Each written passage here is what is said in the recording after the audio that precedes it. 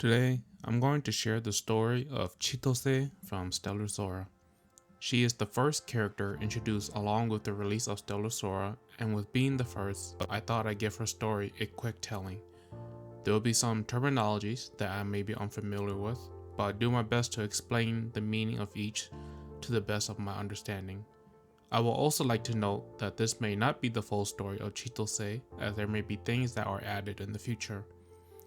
As of the making of this video, I am currently working with what is present in Stellar Sora, which is the end of the second banner, Shia, and the beach event. Now, let's get into Chitose's story. Our story begins with the memory of a young Chitose during her childhood. She stands alone in the field, eyes closed and focused. The only sounds heard are the trickle of the stream nearby and small insects. Then suddenly Chitose lunges forward and cuts a bamboo shoot that stands in front of her. The part that was cut falls and Chitose examines her work. Feeling proud of the training that she has done for the day, she heads back to her dojo, which is located nearby. Upon arriving, the voice of her master asks how the training is going, to which Chitose responds that she is ready to complete the final task that is assigned to her. An apple is set on the table, and Chitose's master tells her to slice the apple using the art of the formless blade, a method that uses mana to cover one's body and make their aura a sword.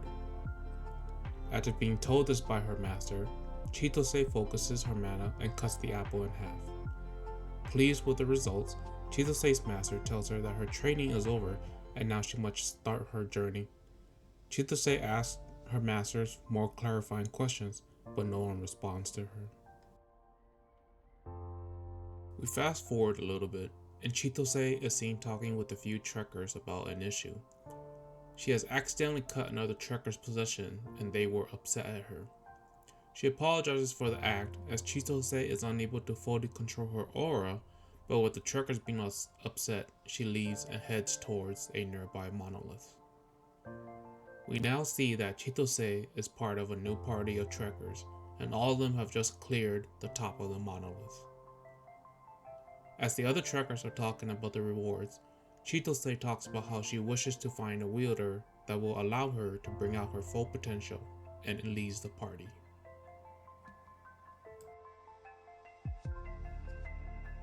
After wandering around for some time, Chitose, seemingly to herself, asks her master and her parents for guidance, but is only met with silence. During this portion of her journey, Chitose becomes saddened at the fact that she may never find someone to help her reach her full potential, and laments how it would be better if she just returned back home to her dojo. Waking up in the present time, Chitose finds a bag of food placed near her as she wakes. Looking around, she spots someone running away from her, but is unable to get a clear view. A short while later, Chitose comes across some gang members who are blocking the pathway that she is taking. They are guarding the area, as a bounty was placed on a few trekkers that were in the area and were waiting to get the reward. Chitose fights the gang members, but in the process ends up involving a white-haired girl who becomes upset that Chitose has cut her drink in half. Apologizing and promising to buy her a drink in return, the white-haired girl ends up helping Chitose defeat the remaining gang member. An Imperial guard then encounters them, and initially believing that Chitose and the white-haired girl were part of the group, tries to stop them, but ultimately comes to understand that they were the ones who defeated the gang and offers to buy them a drink.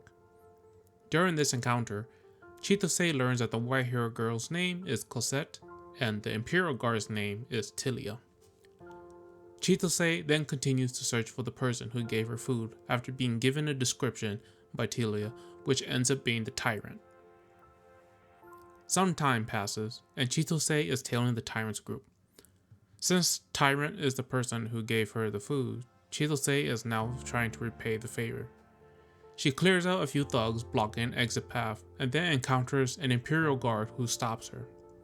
After communicating with the guard, Chitose ends up fighting the guard as she tries to attack the tyrant and their group. During the encounter, Chitose's aura fluctuates heavily and she is unable to properly control it.